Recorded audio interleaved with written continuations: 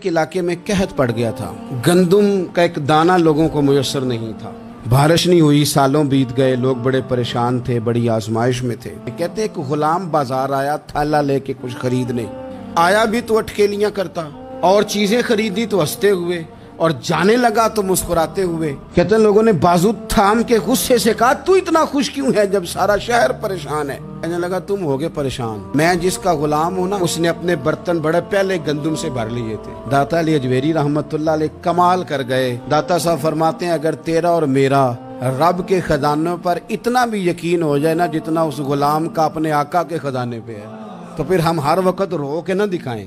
لوگ اگر کہیں کہ بڑے دکھ ہیں، بڑی آزمائش ہے، بڑی پریشانی ہے، دنیا بڑی تکلیف میں، بیماریاں آ گئیں، آفتیں آ گئیں، تو بندہ مومن ہنس کے کہتا ہے تم پریشان ہوگے، ہم تو جس رب کے ماننے والے ہیں اس کے خزانے بھرے ہوئے ہیں۔